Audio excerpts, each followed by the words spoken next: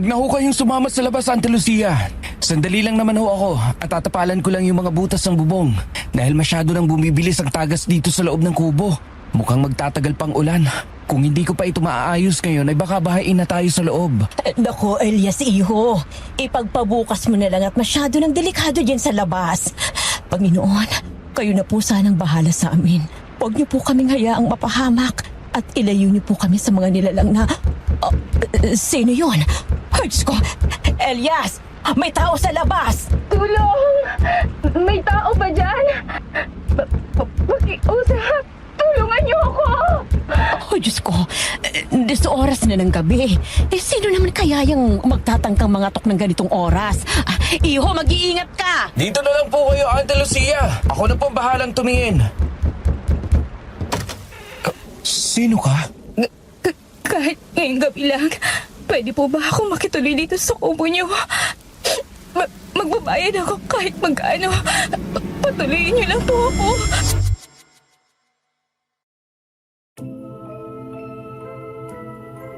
Hindi lahat ng humihingi ng tulong ay dapat tulungan at hindi lahat ng kumakatok ay dapat pagbuksan. Hindi dahil maganda ang isang tao ang ibig sabihin nun ay mabuti na rin ang kanyang puso. Pero paano kung isang gabi may biglang kumatok sa pintuan ng bahay ninyo? Basang-basa, nanginginig at humihingi ng tulong. Pagbubuksan mo ba o magbibingi-bingihan ka na lang? Bago ko po simulan ang kwentong ito, ngayon pa lamang ay sasabihin ko na dito lang po sa kwentong Takip Silim lang ako nagpadala ng aking sulat. Kaya kung sakali mang mapili ito at marinig ninyo ang kwento ko sa ibang channel, mangyari lamang po na pakireport na lang dahil malinaw na ninakaw ito. Yun lamang po at maraming salamat. Isang mapagpalang araw po, Sir Jupiter, at sa inyo na rin mga tagapakinig. Ako po si Val, 29 years old at Tubong, Pangasinan. Matagal na po akong tagapakinig ng inyong channel, lalo na tuwing gabi bago ako matulog.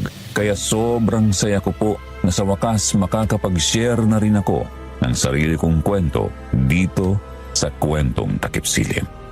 Ang kwentong ito ay sariling karanasan ng lolo ko na tawagin na lang natin sa pangalang Elias.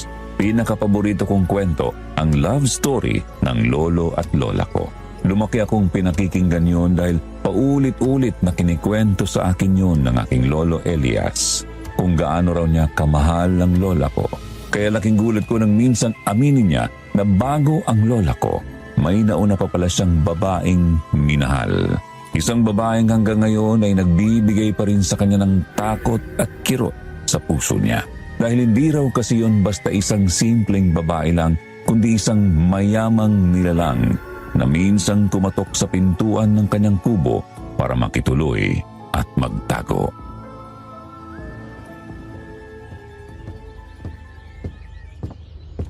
Magandang umaga sa iyo, Iha. Kumusta na ang pakiramdam mo? May nararamdaman ka pa bang iba sa katawan mo bukod sa mga galos na nasa kamay at braso mo? Nako, takot na takot ako kagabi. Mabuti na lang talaga at kasama ko ang pamangkin ko rito sa kubo. Dahil kung hindi ay hindi ko alam ang gagawin ko dahil sa sobrang nervyos ko. Teka, ano nga ba talagang nangyari sa iyo kagabi, Iha? Basang-basa ka at halatang takot na takot. Magandang umaga din ho sa inyo. Pasensya na po kung naistorbo ko po kayo kagabi. Wala na po kasi akong ibang mapupuntahan pa. Pauwi na po ako nang galing trabaho nang bigla na lang po may humabol sa akin at gusto akong gawa ng masama. Kaya dito po ako napadpad sa kubo nyo. Ang mga galos ko po, nakuha ko habang tumatakas. Marami pong salamat sa pagpapatuloy nyo sa akin. Kahit hindi nyo naman po ako kilala. Ganun ba? Naku, mabuti na lang pala at nakatakas ka. Marami na talagang masasamang tao sa panahon natin ngayon. Kaya sa susunod ay magdoble ingat ka na. At saka huwag mo nang isipin yun, Iha. Ang importante ligtas ka na. Teka, ano nga bang pangalan mo? Kanina pa tayo nag-uusap. Hindi ko pa pala alam ang pangalan mo. Veronica na lang po. Kayo po. Ate Lucia na lang, Iha. Ay, siya nga pala. Bigla akong naalala. Kung gusto mo i-report natin ang nangyari sa'yo kagabi. May kaibigang pulis ang pamangkin ko at alam kong matutulungan kanila. Pulis po? Yung lalaki po kagabi, siya po bang tinutukoy niyo, Auntie Lucia? Hindi, iha. Si Elias yon ang pamangkin ko. Yung kaibigan niya ang tinutukoy kong pulis. Ganun po ba? Ayoko na rin po sana makaabala pa. Ako na lang po ang pupunta sa presinto. Ituro niya lang po sa akin kung saan. Sapat na po na pinatuloy niyo ako kagabi sa kubo niyo. Pero kung pwede lang po sana makiusap, pwede po ba akong manatili muna dito pansamantala habang nagpapagaling pa po ako? Magbabayad po ako kahit magkano. Ano ka ba naman, Veronica? Ayos lang yon, iha. Hindi naman kami nagpapabayad. Pasay nga ako na magkakaroon na ng ibang tao dito sa kubo namin ng pamangkin ko. Nako, magkakasundo kayo nun. At saka, wala pa yung asawa. Auntie Lucia, Ay, Sos Mariosep kang bata ka. Kanina ka pa ba nandyan? sapat na ho. Para marinig ang huling sinabi niyo sa pasyente ninyo. Nakapagluto na po ako ng almusal. Kumain na po tayo at may trabaho pa po ako sa rancho ni Don Felipe. Ay nako, Elias. Bawasan mo nga yung kasungitan mo, iho.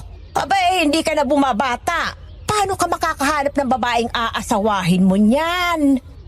Ito si Veronica. Auntie Lucia, alam mo namang wala pa sa isip kong bagay na yan. Dahil may mas mahalaga pa akong kailangan gawin at dapat unahin. Siya. Halika na nga, Veronica, at kumain na tayo. Ganyan kasi ang batang yan. Kapag nakakita ng maganda, nagsusungit na lang bigla. Auntie Lucia! Itong batang to, hindi na mabiro. Oo na, tatahimik na ako.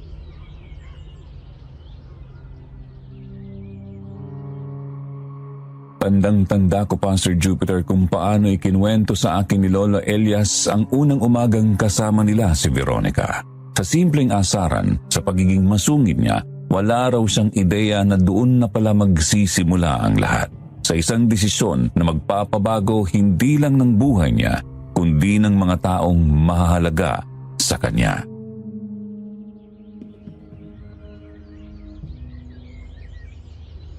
Hanggang kailan mo ba gagawin yan, Elias? Ilang beses ko nang sinabi sa'yo na gamitin na natin yung perang iniwan sa akin ng tiyo mo. Kaysa araw-araw ko nagpapakahirap at tinitiis ang ugali ng matandang doon na yon. Napag-usapan na po natin yan, Auntie.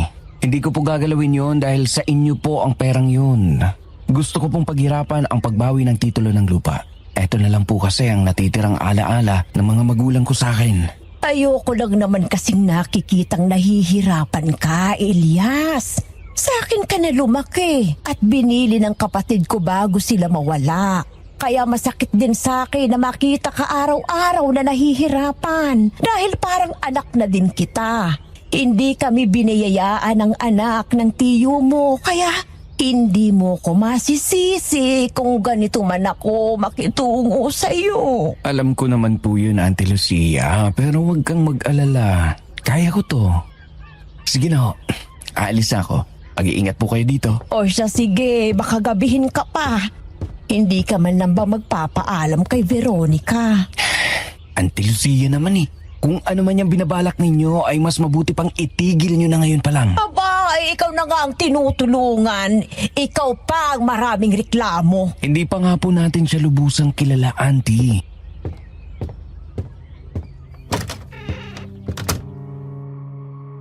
Sa tuwing inaasar raw siya ng Auntie Lucia niya ay napapailing na lang siya at agad na pinuputol ang kanilang usapan.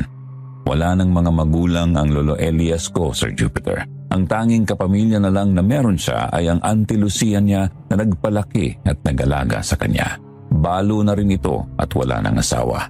Nakatira sila sa isang maliit na kubo at dahil sa malaking pagkakautang ng mga magulang niya noon, napilitan silang ibigay sa pinagkakautangan ang titulo ng lupang pagmamay-ari ng pamilya nila. Kaya araw-araw tinitiis ng Lolo Elias ko ang hirap sa pagtatrabaho sa rancho at bukid para lang mabawi ang lupang yun.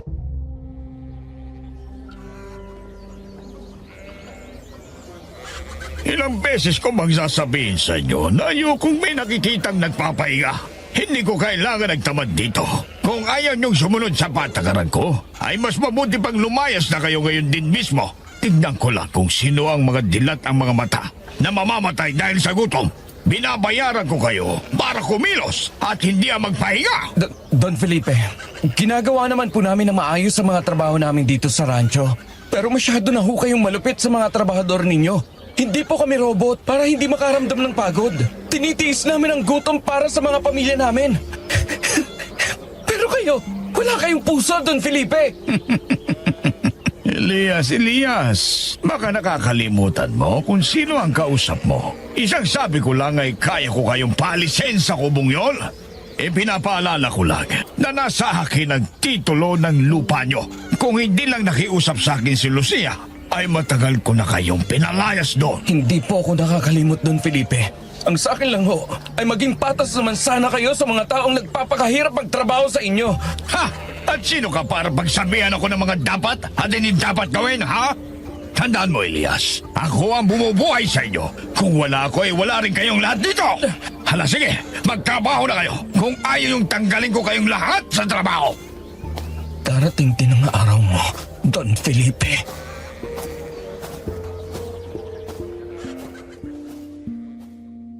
Sa rancho ni Don Felipe, walang oras para mapagod, walang karapatang magpahinga. Ang bawat patakraw ng pawis ng mga tao rito ay katumbas ng buhay nila dahil kapag nawalan ka ng trabaho, tiyak ang gutom ng pamilya mo. Isa si Lolo Elias sa mga trabahador ni Don Felipe, Sir Jupiter. Ang sabi niya sa akin, si Don Felipe raw ang halos nagmamay-ari ng lahat ng malalaking lupain sa lugar nila noon. Kaya naman halos lahat ng mga tao roon ay sa kanya nagtatrabaho at umaasa. Hindi dahil gusto nila, kundi dahil wala silang ibang mapagpipilian. Dahil simula pagkabata hanggang pagtanda, yun lang ang alam nilang hanap buhay. Kaya napipilitan silang lunukin ang bawat pasakit at pang-iinsulto ng matandang Don sa kanila. Lalo na ang Lolo Elias ko.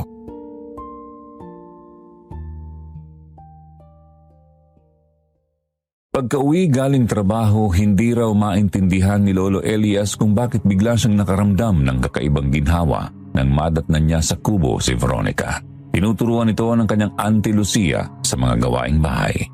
Sa mga sandaling yon, Sir Jupiter, nakalimutan raw ni Lolo Elias ang nararamdamang pagod at galit sa maghapong pagtatrabaho. At bigla naisip raw niya ang kanyang kinabukasan na kasama si Veronica.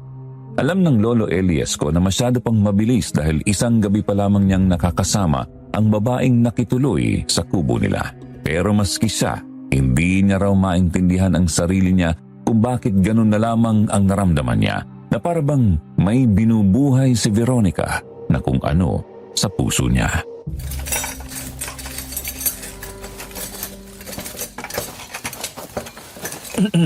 Bakit nasa labas ka pa? At bakit ikaw naghuhugas ng mga platong yan? Ay, yes, ikaw pala. Kanina ka pa ba dyan? Pasensya na. Pinakialaman ko na. Wala kasi ako magawa kanina sa bahay. Kaya, tinuruan ako ni Auntie Lucia kung paano gawin ito. Hindi ba dapat ay nagpapahinga ka lang? Hindi pa magaling ang mga sugat mo. Kaya huwag ka muna magpakapagod. Tingnan mo at dinagdagan mo pa. Nagkasugat na rin tuloy pati ang mga daliri mo. Hindi siguro ako hiyang sa sabon na ginamit kong panghugas ng plato. At saka nakakaya naman kasi sa inyo, Elias, kung wala akong gagawin at tutungangan na lang dito. Ayaw naman kasing tanggapin ni Auntie Lucia yung perang binibigay ko sa kanya. Kaya bilang kapalit ng pagtira ko rito sa inyo, ay tutulong nila ako sa mga gawaing bahay. Mahirap lang kami, Veronica. At hindi namin kayang manlamang ng tao.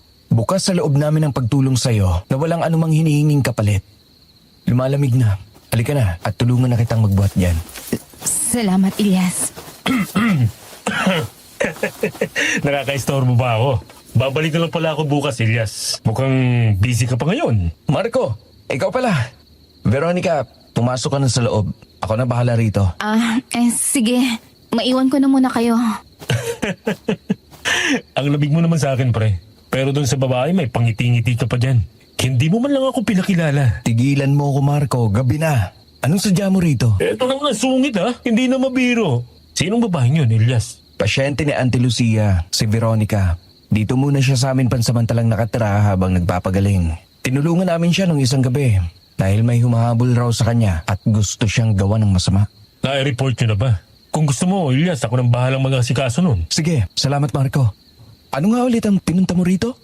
Marami kaming natatanggap na report tungkol sa mga nawawala at bigla na lang namamatay ng mga hayop sa presinto ngayon. Hindi ordinaryong pagkamatay, Elias. Parang sinadya. Lahat kasi ng hayop na natatagpuan namin ay iwakwak ang tiyan at wala ng lamang loob. Ang mas nakapagtataka pa, pare-pareho silang mukhang natuyuan ng dugo. Pero sa lugar ng pinangyarihan, may mga bakas pa rin ng dugo ang naiwan. Sino naman kaya ang walang pusong gagawa nun? Sa ngayon wala pa kaming lead kung sino o kung anong gumawa nito. Gusto ko lang kayong balaan, Elias. May mga natanggap din na kasi kaming report mula sa bayan. Bukod sa mga kalapit barangay, maaaring nandito sa lugar natin ang salarin. Mag-iingat kayo ni Auntie Lucia dito, lalo na may mga alaga pa naman kayo sa likod ng kubo. At isa pa, Elias, malapit lang kayo sa gubat. Mas madali ang pagtatago at pagtakas. Salamat sa impormasyon, Marco. Huwag kang mag-alala. Sasabihan ko din si Auntie Lucia ng tungkol dito. O sige, mawala na ako. Babalik na lang ulit ako para balitaan ka. At Elias, yung babaeng kasama nyo, mukhang kanina pa lihim na nakikinig sa pinag-uusapan natin. Mag-ingat kayo ni Auntie Lucia dito. Napatingin lang siguro. Sige, ako nang bahala rito at magkita na lang tayo sa susunod. Mag-ingat ka pa uwi. At salamat ulit, Chief Marco. Siguro nga. Sige Elias, pakisabi na lang kay Auntie Lucia na dumaan ako.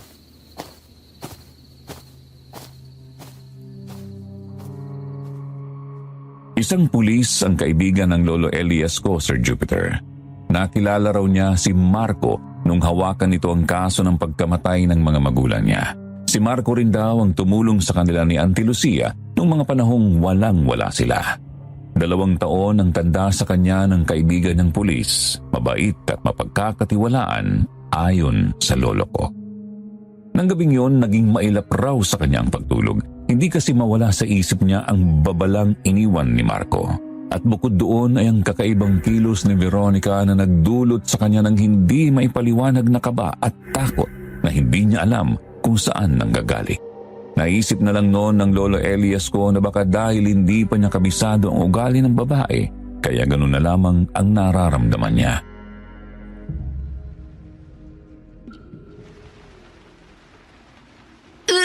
Oh, Diyos ko, Iha. Ano bang nangyayari sa'yo? Kanina ka pa nagsusuka dyan. Kaya mo pa ba? Dalhin ka na ba namin sa klinik?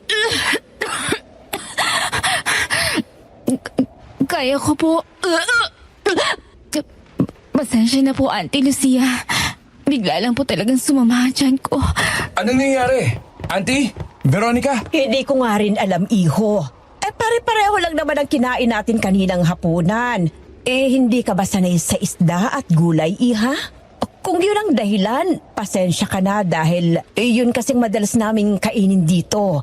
Ano bang mga pagkain ang nakasanayan mo para sa susunod ipabili na lang natin kay Elias kapag nagpunta siya sa bayan?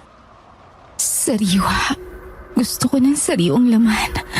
At dugo. Ano yon, Iha? Hindi ka ta masyadong marinig. Pasensya ka na at may kahinaan na rin kasi ang pandinig ko. Kahit ano naman po, kinakain ko. Natsyempohan na po siguro kanina. Pero ngayon, medyo maayos naman po ang pakiramdam ko, Auntie. Sigurado ka bang wala nang ibang masakit sa'yo? Wala na, Elias. Babalik na po ako sa kwarto, Auntie Lucia. Pasensya na po kayo at naistorbo ko po ang tulog niyo. Sige na, Iha. At magpahinga ka na. Sige ho. Ayos ka lang ba, Iho? Bakit bigla kang natigilan dyan? At bakit ganyan ka kung makatingin kay Veronica? Naku, nagugustuhan mo na siya, no? Kita ko yung pag-aalala mo sa kanya.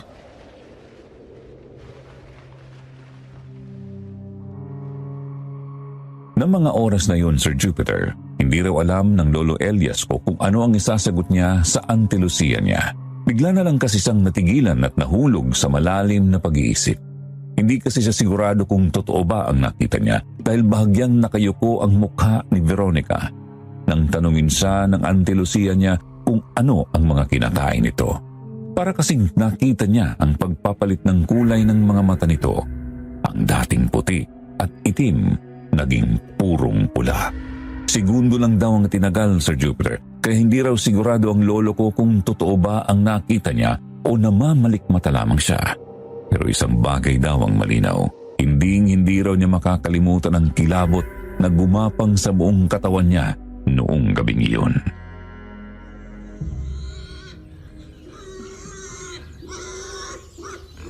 Ilyas! Pakilabas mo nga dito yung mga tirang kanin dyan na inilagay ko sa palanggana. Ipinatong ko sa mesa, dyan sa may kusina. Sayang naman kasi at ipapakain ko dito sa mga alaga nating baboy. Kanina pa nagsisiiyakan ang mga to at mukhang gutom na talaga. Eto na po, Auntie. Nag-usap na po ba kayo ng buyer ng baboy? Oo, iho. Bukas raw kukuhanin ang mga ito. Mas maganda nga yun dahil may pandagdag tayo sa panggastos natin dito sa bahay. Pwede naman po ako tumulong sa panggastos dito sa bahay, Auntie Lucia. Ay nako, ikaw talagang bata ka, oo. Hindi ba nag-usap na tayo? Hindi mo naman kailangang bayaran ang pagtira mo dito. Tama si Auntie Lucia, Veronica. At saka may trabaho naman ako. Kaya ko kayong pakainin ni Auntie. Naku, para talaga Kung kayong... ano man po ang sasabihin ninyo, Auntie, wag na po ninyong ituloy. Aalis na po ako at baka magamok na naman si Don Felipe. Pahirap talaga sa buhay ang matandang doon na yon. Ang sabi ko naman kasi sa iyo, Ilyas, ay gamitin na natin yung pera. Sino po si Don Felipe, Auntie Lucia? Yung matandang mayaman na nakatira dyan sa malaking bahay. Masama ang ugali at mukhang perang matandang yun. Ganun po ba? May utang po ba kayo sa kanya, Auntie? Oo, iha. Aalis na po ako, Auntie. Mamaya na tayo mag-usap ulit. Veronica, may gusto ka bang ipabili? Hindi na, Ilyas. Huwag ka na mag-abala pa. Makakakain naman ako mamaya. Mag-iigat ka, iho. Kunin mo na lamang sa mesa yung pagkain na binadot ni Veronica para sa tanghalian mo. Sige po. Aalis na ako, Auntie. Veronica.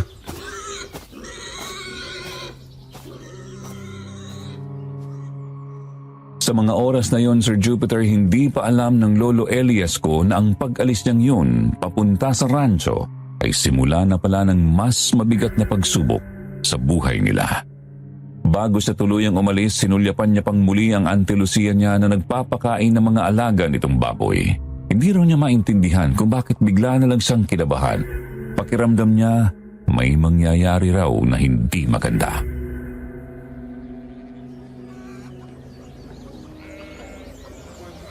Bilisan nyo magsikilos! Marami pa kayong gagawin! Araw ng sahod ngayon, pero pasensyahan na lang. Dahil ang iba sa inyo ay walang sasahurin. Hindi naman po ata tama yan, Don Felipe. At ano naman sa tingin mo ang tama, ha, Elias? Mga trabahador ko lang kayo. Mga palomunin dito sa lupa ko at wala kayong karapatang magsalita. Dahil boses ko ang batas dito. Yan ang tatandaan mo. Don Felipe, bawat 5 na kinikita ninyo ay pinaghihirapan namin. Kung wala kami ng mga trabahador ninyo, wala rin na bukid at rancho na ipinagmamalaki ninyo. O ba't sumasagot ka pa? Kung gusto mo, bayaran mo lahat ang utang ng mga magulang mo sa akin. Kung ayaw mong paalisin ko kayo ng tuluyan sa lupang nyo. Magkano ba ang utang nila, Ilyas, sa inyo?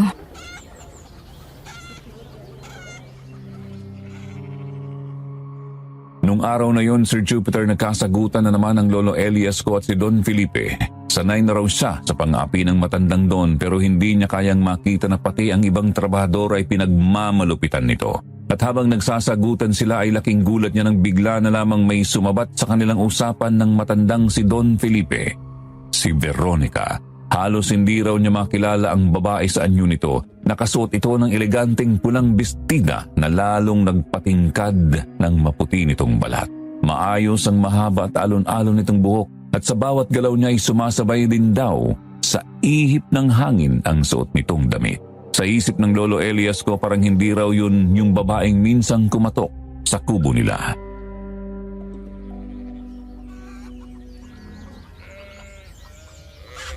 At sino ka naman? Sa tingin mo ba ay kaya mong bayaran ang pagkakautang ng pamilya ng lalaking yan sa akin? Ha? Hindi mo na kailangan pang malaman kung sino ako. Ang tanong ko ang sagutin mo. Veronica, ano bang ginagawa mo rito? Halika na, umuwi na tayo. Hindi mo kilala matandang yan. Masahol pa siya sa hayop. Ayokong pati ikaw ay mapahamak at mapag-initan niya. Magtiwala ka lang, Ilyas. Akong bahala. Bayaran niyo ako ng 5 milyon. Kapalit ng titulong ito. Ano? Magagawa niyo ba? Ayan! Sobra-sobra pa yung pera nasa loob ng bag na yan para matahimik ka. Wag mo na ulit guguluhin ang pamilya nila, Ilyas. Kung ganyan pa sana noon, hindi sana'y nagkasundo tayo. Ngayon ay patas na tayo, Elias. Pinabalik ko na ang titulo ng lupa niyo. Wag ka nang aapak pang muli sa lupain ko. Halika na, Ilyas. Saan galing ang perang yun, Veronica? Hindi ka dapat nakialam dahil problema ko yun.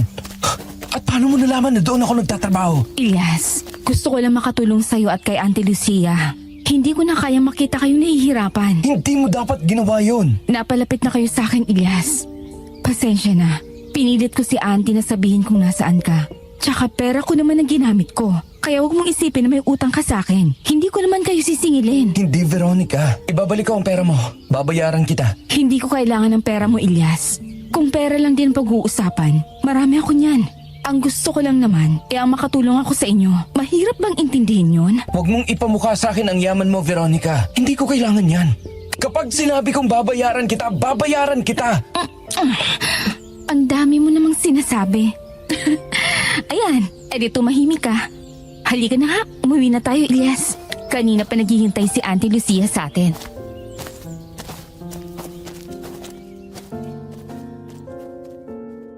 Sa unang pagkakataon, Sir Jupiter, hindi raw alam ng Lolo Elias ko kung ano ang isasagot.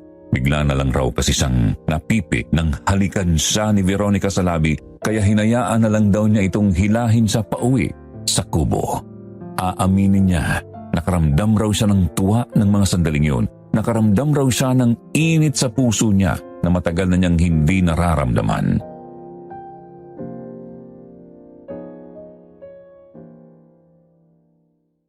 Pero panandalian lang pala ang tuwang yun dahil habang papalapit sila sa kubo ay isang nakakabinging sigaw ang bigla nilang narinig.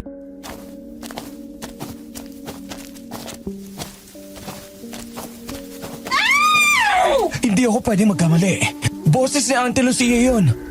Siya nga, maayos pa naman siya nang iwanan ko siya sa kubo.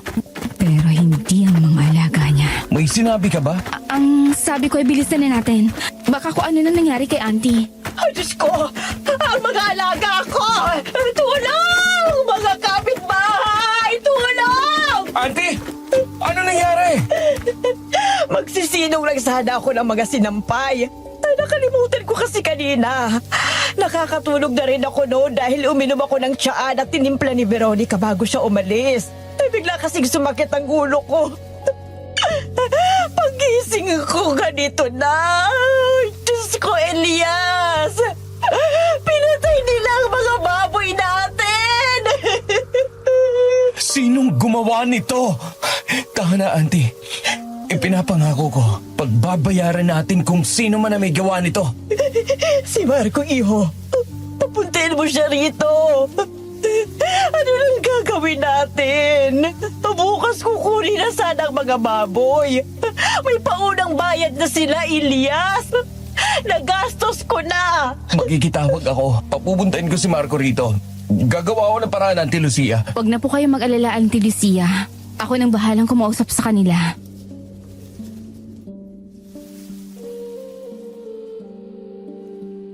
Sa mga sandaling yon, Sir Jupiter, bukod sa galit at pag-aalala ay biglang nanlamig ang pakiramdam ng Lolo Elias ko. May kung anong takot raw na gumapang sa kanya, hindi dahil sa mga pinatay na hayop kundi dahil sa boses at naging reaksyon ni Veronica. Wala raw kasi siyang mabakas na lungkot o gulat man lang sa mukha nito habang tahimik at diretso lang ang tingin sa mga patay na baboy ng kanyang Auntie Lucia. Gusto sana niya itong lapitan at tanungin pero dumating na noon ang kaibigan niyang si Marco kasama ang iba pang pulis. At sa mga mukha ng mga kapitbahay nilang nakikiusyoso, kitang-kita raw ang takot sa mga mukha ng mga ito. Takot na baka sa susunod, ang mga alaga naman nilang hayop ang isunod dahil yun lamang ang tanging pinagkukunan ng ikinabubuhay nila.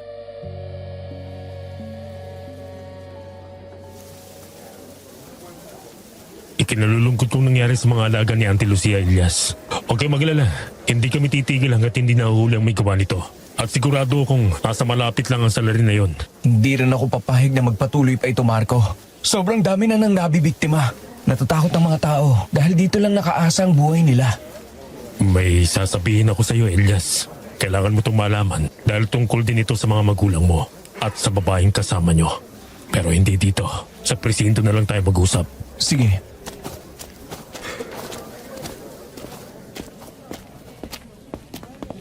Opo ka muna, Elias. May gusto ka bang inumin muna? Hindi na, Marco. Salamat na lang. Ano palang sasabihin mo? Sino ba talagang babaeng yan, Elias? Sinubukan ko hanapin ang lahat ng records. Barangay, ospital, kahit anong pwedeng pagkunan ko ng impormasyon tungkol sa babaeng yon. Pero maski isa, wala akong nakita. Walang eksaktong pagkakakilanlan. At hindi rin malaman kung saan ba talaga siya nanggaling. Anong ibig mong sabihin? Ibig kong sabihin, parang bigla na lang siyang lumitaw rito sa lugar natin. Alam kong nasabi mo na kung paano siya napadpad sa kubo nyo. Pero hindi ka ba nagtataka, Elias? Bakit sa lahat ng mga bahay na nandun ay sa kubo nyo pa siya nakituloy? Alam kong likas sa'yo at kay Auntie Lucia ang pagiging matulungin. Pero hindi lahat ng humihingi ng tulong ay ligtas pagkatiwalaan, Elias. Lalo na kung wala kang ibang alam tungkol sa kanya bukod sa pangalan niya na hindi mo naman alam kung yun nga ba talaga. Sinasabi mo bang masamang tao si Veronica na may balak siyang saktan kami ni Auntie? Hindi ko sinasabing masama siya. Ang sinasabi ko lang ay halatang may kakaiba sa pagkatao niya. Sa kilos, sa mga tingin. Kaya pinag-iingat lang kita. Kaibigan kita, Elias. At hindi na rin iba sa akin si Auntie Lucia. Ayokong mapahama kayo dahil lang sa babaeng yun. Alam ko, hindi ko naman pababayaan si Auntie Lucia, Marco. Kilala na kita mula sa pagkabata pa, Elias. Alam ko kung paano kang mag-isip. At alam ko rin kung anong mga gusto at ayaw mo. At isa na rin dun sa mga nagugustuhan mo ang babaeng yun. Pero ipapaalala ko lang sa'yo, huwag mong hahayaang dahil lang sa isang babae ay makalimutan mo ang dahilan kung bakit ka nandito ngayon, Elias. Hindi ko nakakalimutan yun, Marco. Alam mo, natin, kung paano pinatay ang mga magulang mo, Elias. Kahit kailan, ay hindi ko yun nakakalimutan, Marco. At hindi ako makakapayag na hindi ko maiganti ang mga magulang ko sa ginawa nilang pagpatay sa kanila. Kung buhay ang kinuha niya, buhay din ang kukunin ko. Asahan mo makakasama mo ako hanggang sa dulo sa labang to, Elias. Tutulungan kita hanggang sa makuha natin ang hustisyang nararapat para sa mga magulang mo. Kahit kapalit pa nito ang trabaho ko. Pamilya ko na kayo ni Auntie Lucia at hindi ko kayo pababayaan. Lalo na ngayon na mas naging sigurado na ako na iisa lang ang may gawa ng lahat ng ito sa mga nawawala at pinapatay na hayop. Dahil ganito rin ang ginawa niya sa mga magulang mo, Elias. Magbabayad siya. Isinusumpa ko.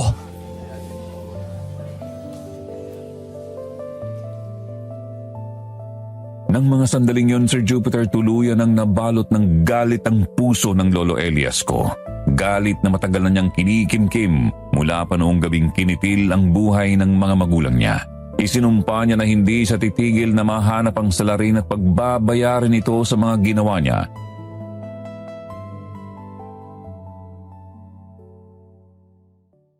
Pero sa kabila nun, may isang nagngangalang Veronica ang unti-unti nang nakakapasok sa puso ng Lolo Elias ko.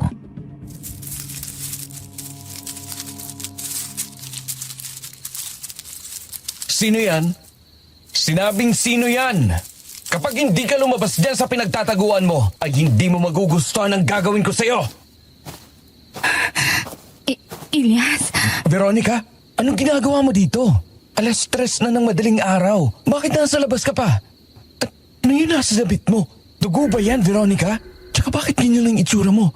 May nangyari ba kanina habang wala ako? Si Auntie Lucia, nasaan? hinintay kita.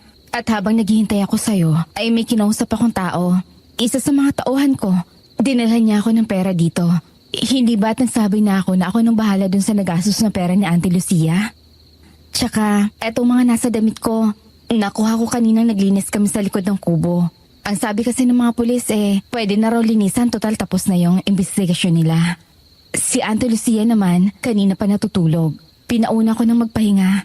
Ang sabi kasi niya hihintayin ka rin daw niya. Pero ang sabi ko ay ako nila ang bahala maghintay sa'yo. Sino ka ba talaga, Veronica? Anong ibig mong sabihin na sino ako, Elias? Bakit ka nandito? Yung mga perang tinutulong mo sa amin, saan ang galing ang mga yon? Ni hindi nga namin alam kung taga saan ka nga bang talaga. Pinagdududahan mo ba ako, Ilyas? Kung ang pinoproblema mo yung pera, huwag kang mag-alala. Dahil hindi yung galing sa nakaw, Ilyas.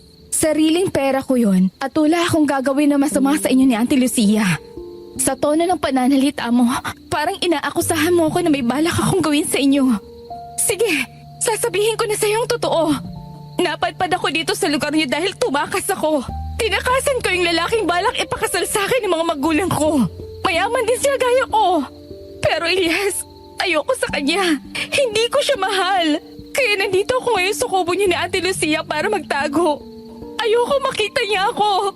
Ayoko nang bumalik doon. Hindi ka bagay sa lugar na ito, Veronica. Kaya bakit hindi ka na lang bumalik doon? Matututunan mo ding mahalin kung sino man yung lalaking tinutukoy mo. Hindi! Ayoko! Ayoko na bumalik doon, Ilyas! Gusto ko dito sa inyo ni Auntie Lucia. Wala akong pakailam kahit magkanapaso ang mga kamay ko sa pagluluto o kahit masugatan ang mga kamay ko sa panghihiwa at magmakmak ang mga ito sa kakalaba at kakahugas ng plato. Basta dito lang ako sa iyo, Ilyas. Hindi habang buhay. Kaya ka naming itago rito, Veronica. Kaya mas mabuti pang bumalik ka na lang sa inyo. Ilyas naman. Pakiusap. Huwag mo naman ako pababalikin doon. Lalo pa ngayong may pagtingin na ako sa'yo. Pumasok ka na sa loob. Matulog ka na, Veronica. At sa ibang araw na tayo mag-usap. Ilyas!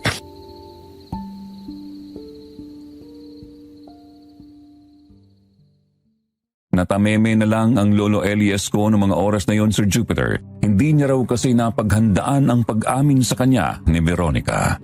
Aaminin niyang nakaramdam siya ng saya nang marinig yun pero agad din siyang nag-alangan nang maisip niyang sobrang layo ng agwat ng mundo nilang dalawa. Mayaman si Veronica at mahirap lang siya. Wala siyang kahit ano na may pagmamalaki rito. Kaya kahit may nararamdaman na rin siya para sa babae, hindi niya yun masabi rito. Bukod sa paghanga, may isa pang umusbong sa dibdib ng Lolo Elias ko. Yun ay takot at pagdududa kay Veronica. Hindi na raw kasi nawala sa isip ni Lolo Elias ang mga mantsa ng dugo sa damit ni Veronica. Pinalampas niya ang paliwanag nito. Pinili niyang maniwala pero hindi ibig sabihin noon ay hindi na niya babantayan ang bawat kilos nito. Hanggang sa muling sumikat ang araw at isa na namang pangyayari ang bumulabog sa tahimik nilang lugar.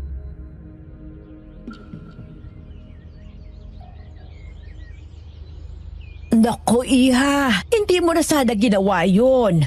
May pera naman kami ni Ilyas. Yung iniwan sa akin ang tiyuhin niya. Pwede namin gamitin yun pambaya doon sa mga taong kukuha sana ng mga alaga kong baboy. Pero matatagalan pa po, Auntie, kung ang yung pera na yun ang gagamitin nyo. Kailangan nyo pang maghintay bago mailabas ang mga yun sa bangko. Sa asta po ng mga tao kanina na pumunta rito, mukhang hindi na sila makakapaghintay pa. Lalo na pagkatapos ng nangyari sa mga baboy. Ay, kung hindi lang sana namatay ang mga baboy ko, hindi sana hahantong sa ganito. Salamat, Veronica. Babayaran na lang kita. Magpapasama ako kay Ilyas mamaya sa bayan para kunin yung pera namin. Naku, Auntie, wag na po. Tsaka maya-maya po, may darating na mga tao dito para sa mga bagong kagamitan natin dito sa kubo. Marami-rami na rin po kasi ako nababasag na baso at plato, kaya kailangan na talagang palitan. Nagpabili rin po ako ng bagong mesa, mga upuan, kutsyon, sofa, pati mga appliances sa kusina. Anong sabi mo? Ay naku, Veronica, hindi mo na sana ginawa yan. Ayos pa naman ang mga gamit dito. Napapakinabangan pa. Masyado ka nang napapagastos, Iha. Bakit mo ba ginagawa ang lahat ng ito? Auntie Lucia, pagbigyan niyo na po ako. Masaya po ako sa ginagawa kong ito. At isa pa, pamilya na po ang turing ko sa inyong dalawa ni Ilyas. Simula po nung pinatuloy niyo ako dito sa kubo. Napakabuti mong bata, Veronica. Alam kong kahit mawala man ako sa mundong ito, ay may maiiwan kay Ilyas. Ayan ka na naman, Auntie. Ano bang sinasabi mo? At ikaw, hindi ba't napag-usapan na natin to? Huwag mo kaming sanayin sa ganito, Veronica. Ikaw talagang bata ka. Huwag mo namang pagsabihan si Veronica. Gusto lang naman niyang tumulong. Oo nga naman, Ilyas. Ewan ko sa inyo. Mga babae nga naman, ang hirap ninyong intindihin.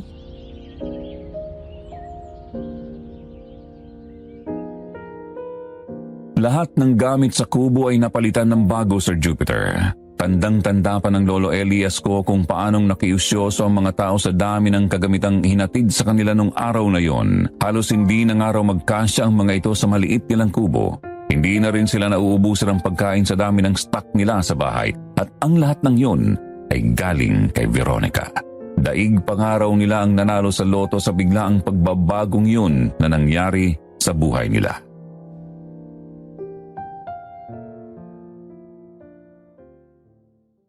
Pero ang sayang yon ay hindi nagtagal dahil isang sigaw ang muling bumasag sa katahimikan ng umagang yon. Isang sigaw na nagpatigil sa kanilang mga ginagawa. Akala nila'y puro saya na lang ang kasunod pero kasabay pala nun ay ang panibagong lungkot at pangamba na naman ang kanilang kahaharapin.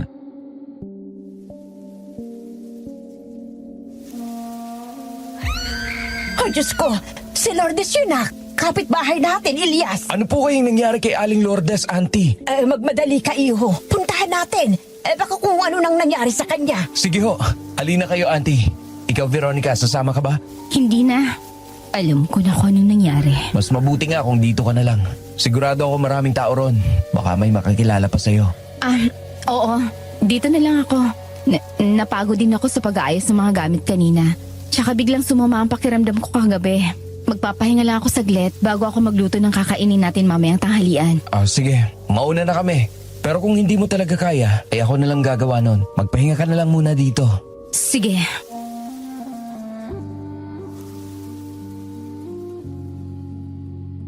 Hindi raw makakalimutan ng Lolo Elias ko ang tinging ibinigay sa kanya ni Veronica, Sir Jupiter. Sobrang lamig, walang kabuhay-buhay.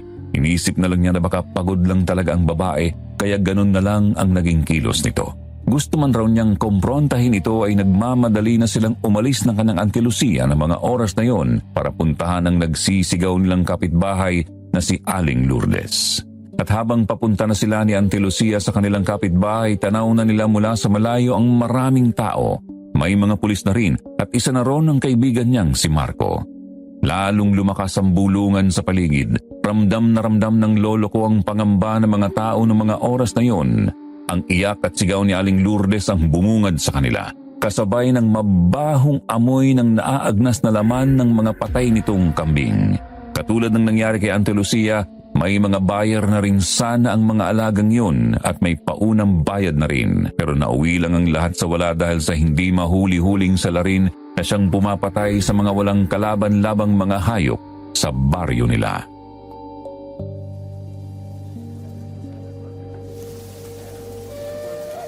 Napakawalang hiya ng gumawa nito. Masahol pa siya sa hayop. Auntie, mas mabuti pong umuwi muna kayo. Baka makasama sa kalusugan yung amoy. Masyado nang masangsang. Sandali lang, iho. Dito muna ako. Kawawa naman si Lourdes at ang asawa niya. May sakit pa naman ang mister niya. At ang perang mapagbebentahan sana ng mga kambing ay siyang gagamitin nila para sa pampagamot rito. Elias, Auntie Lucia. And ako, iho, ano nung balita? Kailan ba matitigil ang mga kaguluhang ito? Marami nang natatakot dito sa lugar natin, Marco. Hindi pa ba nahuhulang walang hiyang pumatay sa mga alaga naming hayop? May lead na ba kayo, Marco? Hindi na biro ang mga nangyayari. Kailangan na mahuli ang salarin. Patuloy pa rin pong investigasyon, Auntie Lucia, Elias. Pero sa ngayon, mas mabuti po munang umuwi na muna kayo, Auntie. Babalitaan ko na lang po kayo. Huwag kayong magalala. Mahuhuli namin ang may gawa nito. Sige, Marco. Ihahatid ko muna si Auntie sa kubo. Sige. May pag-uusapan din tayo mamaya, Elias. Susunod na lang ako sa inyo pagkatapos ng trabaho ko dito. Sige, hihintayin na lang kita sa kubo.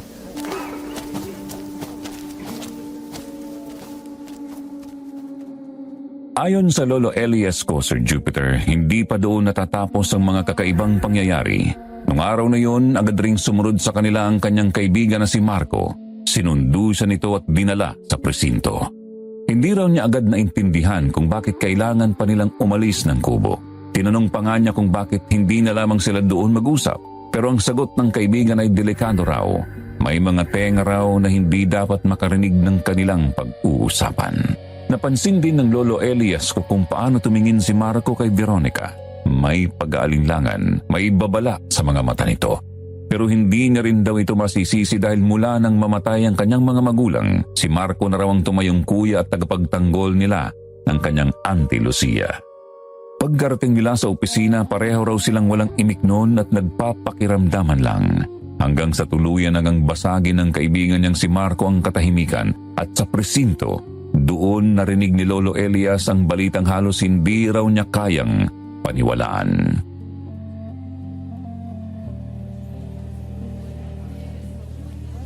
Hindi na ako magpapaligoy-ligoy pa, Elias. Nagsalita ng lalaking nahuli namin kahapon na may kinalaman sa pagpatay sa mga hayop. Umamin siyang inutusan siyang painumin muna ng nakalalasong gamot ang mga hayop bago niya ito katayin at kunin ang mga lamang loob ng mga ito. Nasa nang walang iyang yan, Marco? At sino nag-utos sa kanya para gawin yon? Nasa interrogation room pa hanggang ngayon. At ang itinuturo niyang mastermind ay si Don Felipe. Anong sabi mo? Si Don Felipe? Napakawalang puso talaga ng matandang yon. Hindi ko lubos maisip na umabot na siya sa mga ganyang gawain. Pero bakit nga ba niya ginagawa yan, Marco? Ginagawa raw niya yan para mapilitang magtrabaho sa kanyang rancho ang mga tao dahil wala na silang mapagkukunan pa ng ikabubuhay nila. Wala na kasing gusto magtrabaho sa kanya dahil hindi na kinakaya ng mga tao ang kalupitan ni Don Felipe. Kaya ang ibang mga taga rito sa atin ay natutong mag-alaga na lang ng hayop kaysa mamasukan kay Don Felipe. Pero dahil sa nangyari, wala na silang iba pang pagpipilian kundi magtiis na lang at magtrabaho sa matandang Don. Napakatuso niya talaga. Pagbabayaran niya ang lahat ng ginawa niyang ito, Marco. Haharapin din niya ang galit ng mga tao. Pero teka, may kulang pa. Paano maipapaliwanag yung pagkatuyo ng dugo ng mga hayop? Ang sabi mo, kinuhanan lang ng lamang loob, pero wala sa salaysay kung paano sila naubusan ng dugo. Bawat hayop na nakita ay parang mga butot balat na lang, Marco. Para silang mga piniga at binilad ng matagal sa araw para maging ganon ang itsura nila. Tama ka, Elias. May kulang pa at yun ang dapat naming alamin. Dahil sa tingin ko, hindi lang si Don Felipe ang nasa likod ng krimeng to dahil maaaring kinasangkapan lang din siya at mas may malaki pang tao kaysa sa kanya ang may gawa ng lahat ng to.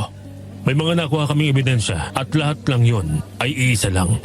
May naiiwang hibla ng mahaba at itim na buhok sa bawat lugar ng pangyayari. Kahit sa ibang baryo, ganun din ang nakuha namin. Pero sino naman ang gagawa nun, Marco? At anong intensyon niya para gawin yon? Pati yung mga lamang loob. Saan nila dinadala? Naniniwala ka ba sa mga aswang, Elias? Aswang baka mo? Naririnig ko na yan noon sa mga magulang ko at kay Auntie Lucia. Pero hindi ako naniniwala hanggat hindi ako mismo makakita. Ang sabi ng lolo ko nung nabubuhay pa siya, may mga aswang na nabubuhay sa dugo at laman ng tao. Meron din namang mga aswang na sa hayop lang umaasa. Pero ang mas delikado ay yung aswang na walang pinipili. Dahil mapatao o hayop man yan, ay hindi kaligtas sa kanila. At ang isa pang sinabi niya noon ay hindi lahat ng aswang ay pangit ang itsura at mukhang halimaw. Ang iba sa kanila ay may magagandang anyo na hindi mo mapagkakamalan ng mga aswang sila. Sila raw yung mga pinakadelikado sa lahat dahil kaya nilang magbalat kayo at makihalubilo sa mga normal na tao. Ang ibig mo bang sabihin na maaaring aswang ang may gawa nito? Yung nangyari sa mga magulang o Marco, kaya ba kahit ilang taon na ang lumipas, ay wala pa din tayong mahanap ay posibleng isang aswang ang pumatay sa kanila? Maaaring gano'n na nga ang nangyari, Elias. Pero hindi pa din tayo sigurado sa bagay na yan. Kaya bukas ng umaga, pagka-release ng warrant of arrest, ay pupuntahan namin si Don Felipe sa kanyang mansyon. Huwag lang sana kaming maunahan ng galit ng mga tao ngayong gabi at magbalak na sumugod sa rancho. Sasama ako, Marco. Gusto kong makita kung paano malugmok ang isang Don Felipe. Sige, pero sa isang kondisyon, Elias. Habang hindi pa lumalabas ang resulta ng DNA sa nakuha naming buhok, ay gusto kong sa bahay ko na muna kayong dalawa ni Auntie Lucia tumira. Mas safe doon at mababantayan ko pa kayo ng maayos dahil nasa malapit lang kayo. Pero paano si Veronica? Hindi namin siya pwedeng iwan mag-isa sa kubo, Marco. Paano kung mapahamak siya kung totoo man ang sinasabi mong may aswang? Paano kung tao na ang atakihin nila sa susunod at hindi na mga hayop? Elias, kapag tumugma ang lahat ng hinala ko at ang mga ebidensyang nakalap ko, ay ako na mismong papatay sa aswang na yon. Kahit ano pang anyo nito, maski anyong tao pa ito ay mapapatay ko siya. Ang biling ko lang sa iyo, Elias, huwag kang masyadong magpabulag sa nararamdaman mo dahil hindi lahat ng nakikita mo ay totoo.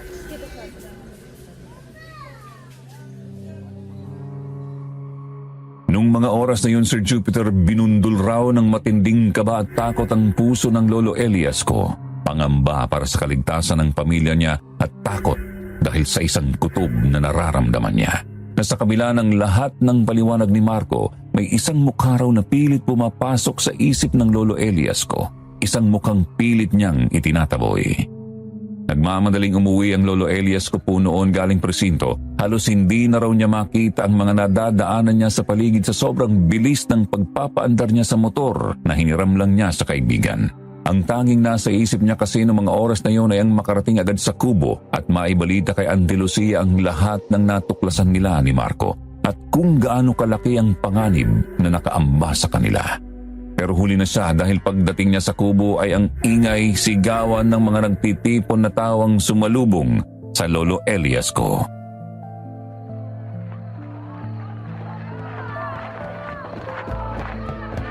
Auntie Lucia, nasaan ka? Nandito ako sa may kusina, Elias. Ay, Diyos ko, iho. Mabuti naman at dumating ka na. Kanina pa ako nakasilip dito sa may bintana para tingnan ang sitwasyon din sa labas. Simula kasi kaninang hinatid mo ako rito sa kubo. Hindi na natigil ang kaguluhan dyan kila Lourdes. Ano bang nangyayari sa labas, Auntie? Di ba dapat wala nang ibang tao dapat ang nandyan? Maliban kila Aling Lourdes at mga naiwang pulis para mag-imbestiga. Kumalat na, iho. Nalaman na ng mga tao ang tungkol kay Don Felipe. Paano? Sinong nagsabi sa kanila? Sasabihin ko pa nga lang sana sa iyo ang tungkol doon. Pero nahuli na pala ako dahil alam mo na. May mga pulis daw ang nakitang pabalik-balik kanina sa mansyon ni Don Felipe. Tapos may isang lalaki raw na nagsabing si Don Felipe ang may pakana sa pagpatay ng mga alagang hayop ng mga taga-baryo. Galit na galit ang mga tao, Elias. Auntie, ano balak nilang gawin? May mga dala silang kahoy, mga bato, may mga sulurin, at balak nilang sugurin ang mansyon ni Don Felipe ngayong gabi. Delikado ang kanilang gagawin na, Auntie. May mga tauhan si Don Felipe sa mansyon na merong mga armas. Baka mapahamak lang sila at ang mas mahirap pa doon ay baka may mga mamatay dahil sa pagsugod na gagawin nila. Pinipigilan ko sila kanina, iho. Bumalik ako kila Lourdes. Sinabihan ko silang hintayin na lamang ang mga pulis. Pero hindi na raw sila makakapaghintay pa. Sobra-sobra na raw ang galit na nararamdaman nila sa Don. Wala nang takot, Elias. Kaya wala nang makapipigil pa sa kanila. Kailangan nating umalis dito, Auntie. Saan tayo pupunta? Sa bahay ni Marco. Mas ligtas ka doon. Hindi na tayo pwedeng manatili rito sa kubo, Auntie. Ihahatid kita ron at sasama ako sa mga tao papunta sa mansyon ni Don Felipe. Kailangan ko makasiguro na walang mapapahamak sa kanila. Elias, paano si Veronica? Nasaan si Veronica, Auntie Lucia? Hindi ko alam, iho. Pero kanina, pagbalik ko galing sa bahay ni Lourdes nakita ko siyang may kausap na lalaki. Mukha silang nagtatalo. Hindi ko makita kung sino yung kausap niya dahil nakatalikod dito sa akin. Nang makita ko ni Veronica, pinaalis niya na yung lalaki at kinausap niya ako na aalis din siya. Parang may importanteng aasikasuhin. Kanina pa nga ako naghihintay sa kanya rito pero hanggang ngayon, hindi pa siya bumabalik, Elias. Baka isa yun sa mga tauhan niya, Auntie. Huwag mo muna masyadong isipin si Veronica. Alam kong ligtas siya at walang mangyayaring masama sa kanya. At kung sakaling bumalik siya, ay pupuntahan ko na lamang siya mamaya dito. Pero sa ngayon ay uunahin na muna kita. Halika na, Auntie Lucia. Kailangan na nating umalis. Huwag mo muna akong ihatid sa bahay ni Marco, iho. Gusto kong sumama sa pagpunta sa bahay ng walang hiyang Don Felipe na yon. Gusto kong ipaghigante ang mga alaga kong pinapatay niya. Pero Auntie Lucia... Halika na, Elias. Wala nang oras. Kailangan na nating magmadali sa pagpunta ron. Auntie, dito tayo. Huwag kayong lalayo sa akin. Ay, Diyos ko, Elias. Ang dami nila.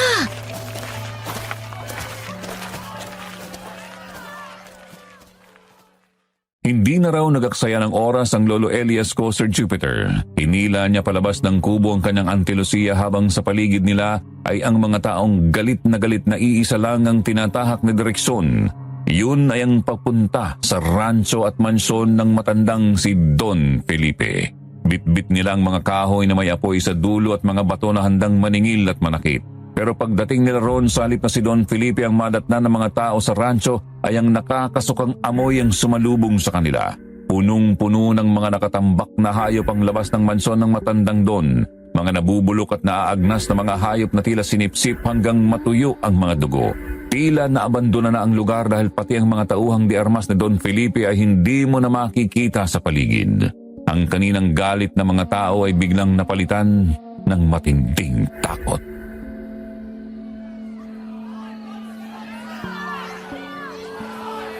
Ay, Diyos ko! Ano to? Mga hayop! Elias! Ang daming patay na mga hayop! Elias! Ate Lucia! Marco, nasaan si Don Felipe? Nasa presinto na. Inaresto na namin kanina. Bago pa makarating ang mga tao rito. Kung ganun, sino ang gumawa nito? Bakit hinayaan ng Don na itambak lang dito ang mga patay na hayop na ito sa kanyang bakuran? Yan po ang masamang balita. Pero bago ko po sabihin sa inyo ang lahat, kailangan na po nating umalis ngayon din dito. Habang abala pa ang mga tao sa nangyayari sa loob. May iwan ang ibang kapulisan dito para makipag-usap sa mga nagwawalang tao. Kaya bago pa nila tayo mapansin, kailangan na po natin makalis rito. Dahil masyado ng delikadong sitwasyon. Sige Marco, halika na Auntie Lucia.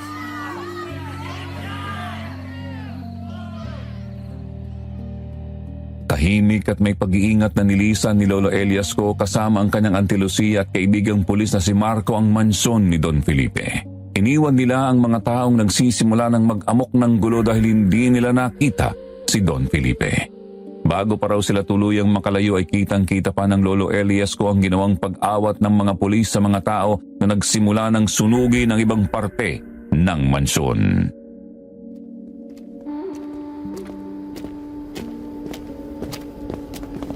Dito tayo, Elias. Ante Lucia. Nasaan tayo Marco?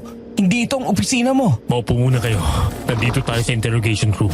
At ang salamin na natatakpan ng kortinang yan sa kabila, makikita si Don Felipe. Pero bago ko siya ipakausap sa inyo, ay kailangan niyo munang malaman na lumabas na ang partial results ng DNA, Elias. Anong DNA ang sinasabi mo, iho? May naiiwan pong hibla ng mahabang itim na buhok sa bawat pinangyarihan ng krimen, Auntie Lucia. At ayon po sa resulta, ay babae po ang may-ari ng buhok na yun. Ay, Diyos ko! Kaninong buhok naman kaya yon? Sinong nagmamay-ari ng buhok Marco? Hindi si Don Felipe ang kalaban natin dito. Meron pang mas delikado kaysa sa kanya. Isang tao na mas malapit sa inyo. O tamang sabihin na isang nilalang na pinatuloy niyo sa kubo niyo, Elias. Anong ibig mong sabihin Marco? Si Veronica. Siya ang may-ari ng buhok. Siya ang nilalang na pumapatay sa mga hayop dito sa lugar natin. Elias, Ante Lucia. Isa siyang aswang. Totoo bang sinasabi mo, iho? Oh, Diyos ko! Nagpapasok kami ng aswang sa kubo namin! Hindi ako naniniwala. Imposible ang sinasabi mo Marco. Paano magagawa ni Veronica ang mga bagay na yon? Hindi siya aswang. Hindi niya magagawa ang mga bagay na binibintang ninyo sa kanya. Elias, anak, huminahon ka! Hindi kayang magsinungaling ng nakuha kong resulta, Elias. Huwag kang magpakabulag sa nararamdaman mo sa babaeng yon. Sinisiraan mo lang si Veronica dahil ayaw mo siya para sa akin. Elias, gumising ka! Hindi tao ang babaeng nagustuhan mo, kundi isang halimaw. Tingnan mo ang nangyari kay Don Felipe. Nandiyan siya! Itago niyo ako! Tumakbo na kayo! Ayan na ang aswang! Mga baging Diyos, anong nangyayari sa kanya? Ba't parang wala na siya sa sarili niya? Tama po kayo, Auntie Lucia. Hindi na nakayanan ng Don at tuloy nang nawala ang katinoan niya. Simula nung makuha namin siya ay ganyan ang mga sinasabi niya. Paulit-ulit niyang binabanggit ang mga nakita niya at nangyari sa kanya. Kitang-kita ko kung paano niya lapain ang mga alaga kong hayop sa radyo. Ang babaeng yun ay isang halimaw. Nahuli niya ako at dahil nalaman ko ang sikreto niya, ay binayaran niya ako ng napakalaking halaga ng pera kapalit ng pananahimik ko. Tinanggap ko ang pera dahil kung hindi ko gagawin yun, ay ako ang papatayin niya. Tuwing gabi, pabalik-balik siya sa radyo para kainin ang mga alaga kong hayop sa kwadra. Natatakot ako sa babaeng yun.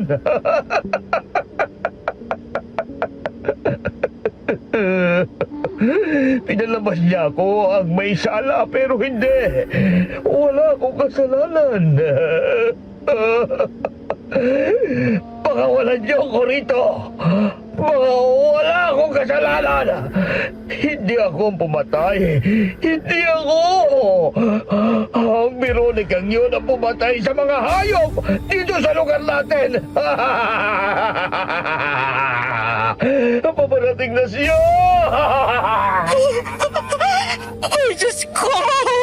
Ilyas! Hindi! Hindi ito totoo!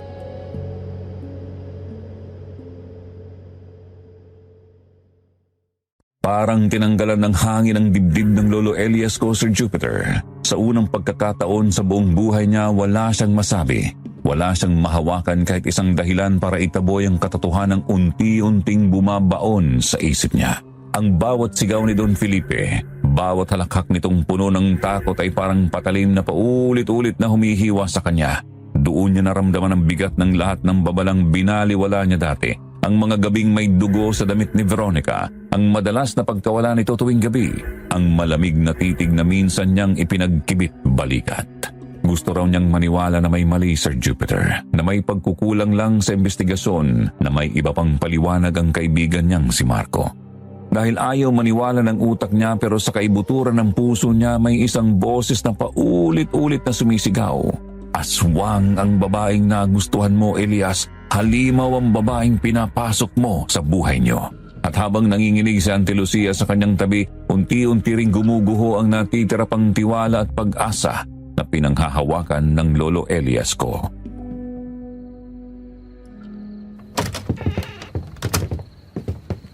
Dumito muna kayo, Auntie Lucia.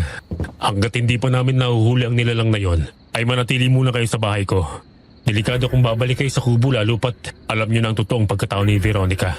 Babalik ba kayo sa kubo, iho? Kailangan po, Auntie Lucia. Kailangan pagbayaran ng nilalang na yon yung mga kasalanan ginawa niya sa mga taga-baryo at iba pang kalapit barangay na pininsala niya. Huwag po kayong mag-alala, Auntie Lucia. Ligtas po kayo rito sa bahay ko. Panginoon ko, kayo na po sanang bahala sa kanila. Ilayo niyo po sila sa kahit anumang kapahamakan. Marco, Elias, mag-iingat kayo mga anak. Opo, maraming salamat, Auntie Lucia. Mauna na po kami ni Elias. Ang dami ng senyales sa pinalampas ko, Marco. Ang pagsusuka ni Veronica ng pagkain na kinakain namin, iniisip kong hindi lang siya sanay dahil lumaki siya sa yaman at hindi sa hirap. Ngayon ko lang naintindihan na iba pala ang hinahanap ng katawan niya. Yung pagpuslit niya tuwing gabi, yung mantsa ng dugong nakita ko, lahat ng yun binaliwala ako. Tinanggap ko ang mga paliwanag niya. Nabulag ako sa nararamdaman ko. Totoo nga sigurong kasabihan, no? Na kapag mahal mo ang isang tao, bingi at bulag ka sa lahat. Siya lang nakikita mo. Siya lang ang pinapakinggan mo. Wala na yatang masasakit pa sa katotohanan ng aswang ang babaeng una kong minahal, Marco.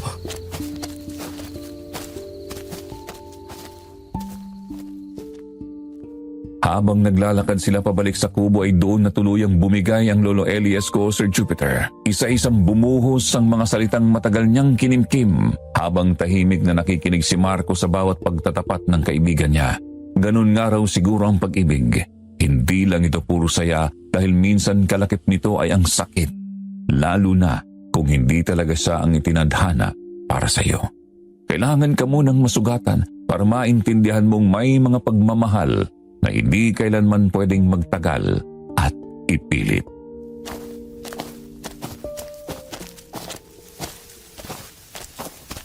Ikalma mo ang sarili mo, Elias. Nandito na tayo. Huwag mong ipalata na may alam ka na sa pagkatao niya. Kailangan natin siyang mahuli sa akto. Kailangan natin sa bibig niya mismo magmula ang katotohanan. Oo, alam ko nang gagawin ko, Marco. Mabuti ng maliwanag, Elias. Huwag mong hayaang matalo ka ng damdamin mo para sa babaeng yon. Hindi natin siya kauri. Kailangan niyang pagbayaran ang kasalanan niya. Kailangan niyang mabura sa mundong to. Ang mga katulad nilang mga halimaw ay hindi dapat kasamang namumuhay ng mga tao. Ngayon, kung hindi mo siya kayang patayin, ako ang gagawa nun, Elias. Kaya ko, Marco. Alas-tras na. Maging alerto ka, Elias. Sa tingin ko, pabalik na siya rito sa kubo. Nag-iiba ng ihip ng hangin. Ang sabi ng lolo ko, kapag ganito na kalamig ang temperatura ng hangin, ay may mga nilalang lang sa malapit. Elias! Ate Lucia! Nandiyan ba kayo? Elias! Tulungan mo ko! Ayoko sumama sa kanya! Pakiusap! Ate Lucia! Tulong! Huwag ka magpadala sa mga sinasabi niya, Elias! Tama na ang pagtakbo at pagtatago, Veronica. ubos na ang oras na binigay ko sa'yo. Kailangan mo nang bumalik sa mundo natin. Kailangan mong gampanan ang tungkuling iniwan mo. Hindi! Hindi na ako babalik sa mundong yon. Hindi mo ako makukuha, Damian. Kahit magkamatayan pa tayo, hindi ako sasama sa'yo. Ilabas! Tulungan mo ako! Noong mga oras na yon, Sir Jupiter, nagtinginan na lang daw silang magkaibigan dahil sa kanilang narinig na nagmumula sa labas. Ang sigaw ni Veronica at isang boses ng lalaki na nagngangalang Damian. Alam nilang hindi basta-bastang nilalang ang mga nasa labas ng kubo. Kaya naman nang biglang tumahimik ang paligid ay dahan-dahan silang lumabas ng kanyang kaibigang si Marco. Pero laking gulat na lang din nila nang bumungad sa kanila ang isang napakalaking tao. Hindi pala tao, kundi isang nilalang na may malaking pakpak. Ang mga mata nito ay namumula. Ang balat nito ay parang may mga kaliskis at mga ugat na maitim na nakalitaw sa buong katawan nito. Meron din itong matulis na pangil at mahahabang kuko na handang manakmal anumang oras. Isang halimaw ang nasa harapan nila, Sir Jupiter, na kahit kailan ay hindi nila naisip na makakadaupang palad ng Lolo Elias ko at ng kaibigan niya. Kahit raw kumakabog sa takot ang dibdib ng Lolo Elias ko ay nakuha pa nitong ilibot ang mga mata niya sa paligid at nakita niya doon si Veronica na hawak ng dalawang lalaki na may kakaiba ding anyo. Nakakasuklam raw ang mga itsura ng mga ito. Itim lahat ang mga mata at may naninilaw na pangil na punong-puno ng laway na parang nahaluan na ng sariwang dugo. Pero hindi lang yun ang nagpatigil sa Lolo Elias ko dahil nang dumapo na ang paningin niya kay Veronica, hindi na niya ito halos makilala. Nakalabas ng matutulis itong pangil. Ang mga mata nito ay namumula. Meron din itong matutulis na kuko. Ang dating makinis na balat ay naging magaspang na parang kaliskis. Malayong malayo sa babaeng kumatok sa kubo nila at ng puso ng Lolo Elias ko. Mga halimaw kayo! Ito ba ang lalaking pinagmamalaki mo, Veronica? Hindi dapat kayo nabubuhay sa mundong ito! At sino ko para sabihin yan? Isa ka lang walang kwektang nilalang. Damian, tama na! Huwag kailangan mo yung iba! Huwag mo na silang idamay dito! Pagkatapos ay magiging bayani ka nila dahil sa pagtatanggol mo sa kanila sa akin. Bayani pa rin ba kaya ang magiging tingin nila sa'yo kapag nalaman nila ang totoo? Tama na, Damian! Nagpumiglas si Veronica sa pagkakahawak sa kanya ng dalawang nilalang na mahigpit siyang hinahawakan. Nang makawala siya ay sinakmal niya ang leeg ng mga tauhang aswang ni Damian. Nagkalat at nagtalsikan sa mukha ni Veronica ang mga dugo ng mga ito. Pagkatapos doon ay mabilis niyang dinamba si Damian at nagpambuno silang dalawa sa lupa. Doon nakaisip ng paraan ng Lolo Elias ko at si Marco. Habang abala ang dalawa sa paglalaban ay mabilis silang tumakbo papasok ng gubat. Hindi kasi sila makakagalaw ng maayos kung nasa kubo lang sila. Kailangan nilang magplano at samantalahin ang hindi pagkakasundo ng dalawang halimaw. Tumakbo ka lang, Elias! Huwag kang hihinto! Kailangan natin makalayo para walang ibang taong madamay! Hindi nyo kami matatakasan. Hayaan mo na sila, Damian! Sa akala mo ba'y hindi ka rin papatayin ng mga yan? Isa kang aswang, Veronica, at hindi kayo naman pwedeng magsama ang aswang at ang mga tao. Yan ang nagtataka sa kukote mo. Lalo na kung ikaw ang dahilan kung bakit ang... Kailangan ko siyang patamaan sa puso, Elias. Yun lang ang tanging paraan para tuloy ang mamatay ang isang aswang. Ako nang bahala kay Damian. Ikaw naman kay Veronica. Sige, mag-iingat ka, Marco! Hindi nyo ako mapapatay. Mga wala kayong silbi. Huwag mong sasaktan si Marco! Bitawan mo ang kaibigan ko, Damian! Elias! Tumakbo ka na! Ako na bahala dito, Elias! Hindi umubra ang plano nilang patamaan ng baril ang halimaw na si Damian. Sa mabilis na paggalaw nito, sa braso lang ito nadaplisan ni Marco. Nang makabawi ang halimaw, mabilis niyang pinuntahan ang kaibigan ni Lolo Elias na si Marco at sa kanya ito sinakal sabay tinaas sa ere. Ilang sandali pa ibinalibag niya ang katawan nito sa isang puno. Lalapitan na raw sana ito ng Lolo Elias ko nang siya naman ang pagbalingan ni Damian. Mabilis din raw siyang sinakal nito at itinaas sa ere. Akala raw niya ay katapusan na niya yun pero pinigilan ni Veronica si Damian. Dinambahan niya ito sa likod at mabilis na kinagat sa leeg si Damian pero dahil sa malakas ito hindi rin umubra sa kanya si Veronica. Kahit pagsamahin niyo pa ang lahat ng mga pwersa niyo, ay hindi niyo ako matatalo. Walang binatbat sa akin ang lalaking pinagmamalaki mo, Veronica. Tulad niya siya ng mga magulang niyang tataka-taka at walang kuwenta. Anong sabi ko? Huwag mong idamay ang mga magulang ko dito dahil hindi mo sila kilala! Yan ang akala mo, Elias. Kilalang kilala kita, pati ang mga magulang mo. Hindi ba, Veronica?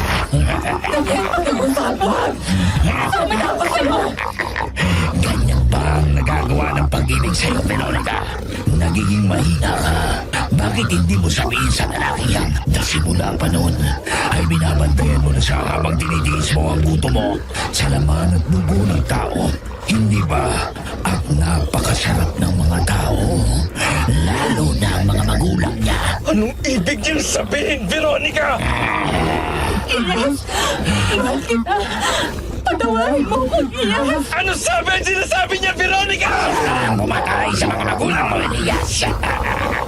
At simula pa noon ay binabantayan ka na niya. Hindi aksidente ang pagpunta niya sa kubo ninyo dahil noong pa man ay kilala ka na ni Veronica. Inalok niya ang yaman niya sa inyo bilang kabayaan ng buhay na kinuha niya. Pero habang binabantayan ka niya sa malayo, ay unti-unti siyang nahulog sa iyo.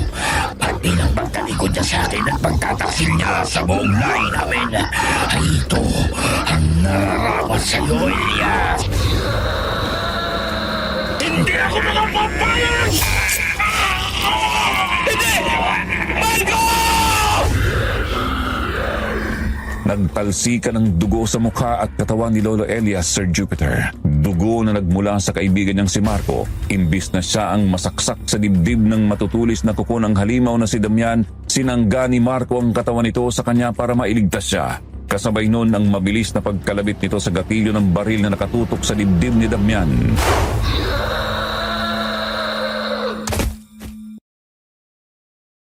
Tumagos ang bala hanggang sa puso nito na siyang dahilan ng pagkamatay at unti-unti nitong pagkalusaw hanggang sa maging abuna ng tuluyan ang katawan ng halimaw na si Damian.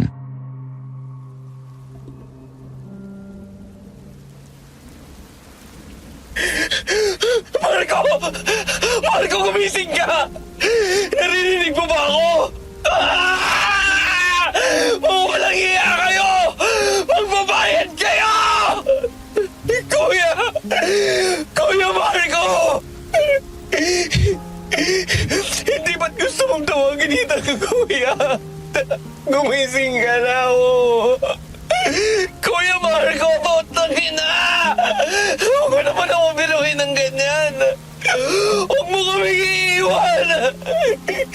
Halika na! Bumangon ka na dyan! Naghihintay na si Ate Lucia sa atin sa bahay! Umuwi na tayo, kuya! Elias, patawarin mo ko, Elias. Pinatay ninyo ang matalik kong kaibigan! Pinatay mo rin ang mga magulang ko! Mahaliw kayo! Hindi kayo ang nararapat mabuhay sa mundong ito! Magpapayag kayong lahat! Hindi ko sinasadya na patayin sila. Noong mga panahong yun, isa ako sa mga bagong silang na mga aswang.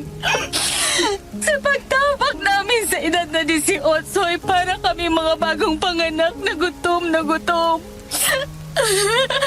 Wala akong kontrol sa katawan ko noon, Elias. Hindi ko sinasadya. Pinigilan ko ang sarili ko huwag pumatay pero hindi ko kinaya. Nakita ko sila sa kakauyan. Sila ang naging una at naging huli kong biktima. Simula na hindi na ako pumatay at kupain ng tao. Ang mga magulang ko, walang kalaban-laban. Ang mga magulang ko na gusto lang naman akong buhayin at bigyan ng masayang pamilya. Kahit gaano kahirap ang buhay. Pero pinagkait mo sa kanilang bagay na yun, Veronica! Hindi ko maisip kung paano sila magsisigaw. Nakakaawa sa'yo na huwag mo silang patayin. Hindi ko sinasadya, Ilyas. Hanggang ngayon, kinakain pa rin ako ng konsensya ko. Hindi ko ginusto maging ganito ako, Ilyas. Gusto kong mamuhay lang normal katulad mo. Simula nung bata pa tayo ay nakabantay na ako sa'yo. Gusto ko mapalapit sa'yo noon pa man. Pero dahil sa isang pagkakamali ko, lahat ng pangarap ko ay nawala. Hanggang sa magkaroon ako ng pagkakataon na lapitan ka. Kayo nag-Auntie Lucia mo. Kaya ba binayaran mo ang utang namin? At kung ano-ano pa mga material ng bagay ang binigay mo sa amin?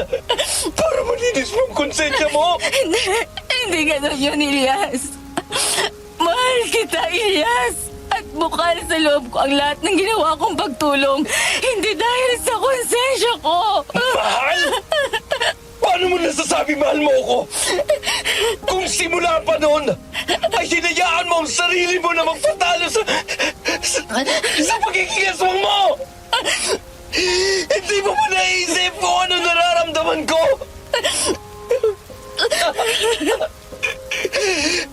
Aminin ko, Veronica. Nagkaroon ka rin ng puwang sa puso ko. Akala ko, ako yung magtutuloy sa pangarap ng magulang ko para sa akin. Isang masayang pamilya kasama ka. Ilyas! Matawad, mahal ko! Gawin mo na, Ilyas. Kung yan lang ang tanging paraan para mapatawad mo ako at makuha ang hustisya para sa pagpatay ko sa mga magulang ko, gawin mo na!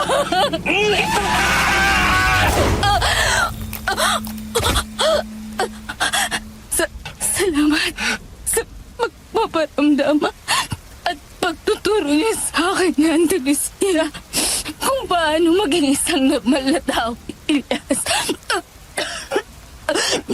Na mahal kita, Ilyas. Patawad.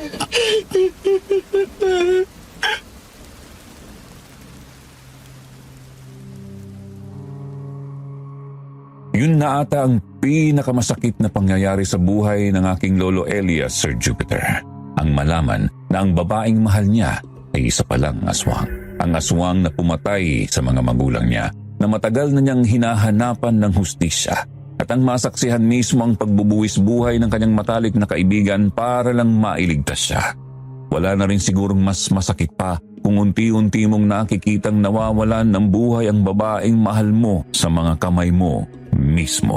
Dahil mas pinili mo ang hustisya at pagmamahal para sa mga magulang mo. Sa gabing yun, 2 beses namatayan ang aking lolo Elias. Isang kaibigan at ang babaeng una niyang minahal. Nakamit ng aking lolo Elias ang hustisya na nararapat para sa magulang niya. Pero habang buhay naman niyang dadalhin ang sakit at sugat na dulot ng kahapon.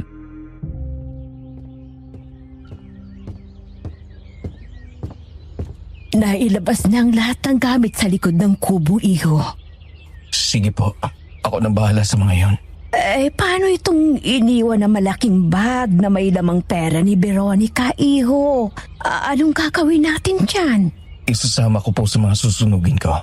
Hindi natin kailangan ng perang yan, Auntie Lucia. Magsisimula tayong muli gamit ang iniwan ni Tio at magsusumikap din ako para balang araw makatulong ako sa mga pangangailangan natin dalawa. Sayang nga lang at wala na dito ang mga magulang mo. Alam kong ipinagmamalaki ka ng mga yun. Lalo na ang Kuya Marco mo. Tapos na, Auntie. Nakamit na natin ang hustisya para sa mga magulang ko. Natalo na natin ang mga aswang. At alam kong masaya rin si Kuya Marco sa nangyari kahit na masakit sa atin na wala na siya rito. Matatahimik na rin sa wakas ang lugar na ito, iho.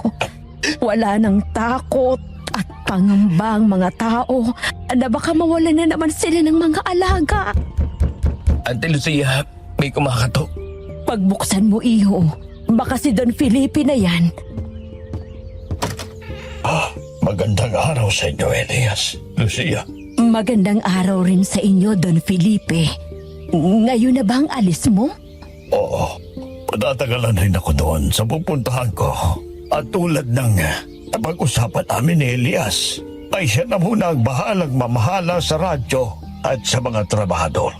Kung may kailangan sila, huwag kayong mahiyang tumawag sa akin. Kahit nasa malayo ako. Siya nga pala, Elias, uuwi rito ang apo kong babae. Siya ang mga kasama mong mamahala sa radyo. Ikaw rin na ang bahala sa kanya. Alam kong hindi mo siya pababayaan. Sige po, Don Felipe. Ako na pong bahala. O siya, sige. Ako ay aalis na. Teka, bago ko pa pala makalimutan. Elias, nakalista na lahat ng mga taong nawalan ng mga alagad hayop. Ikaw na ang bahalang magbigay sa kanila ng mga iniwag ko. Makakatulong yon para makapagsimula silang muli sa buhay nila. Walang problema, Don Felipe. Makakaasa po kayo na mapapabuti ang mga tao dito sa lugar natin. Mag-iingat po kayo sa biyahe ninyo.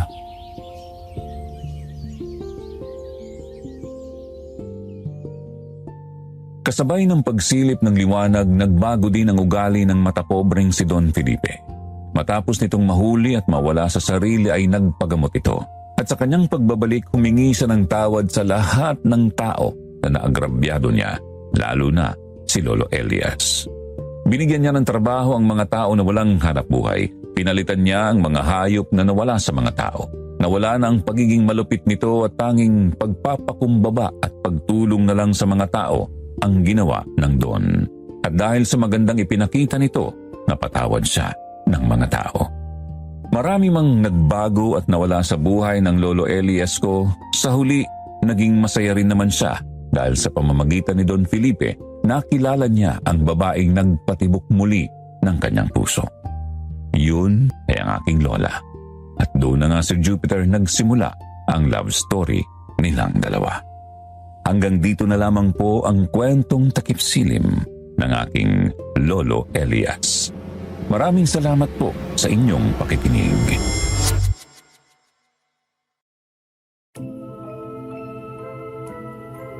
Mga kaibigan, isang kwento na tungkol sa pagmamahal sa magulang, pamilya at pagkakaibigan.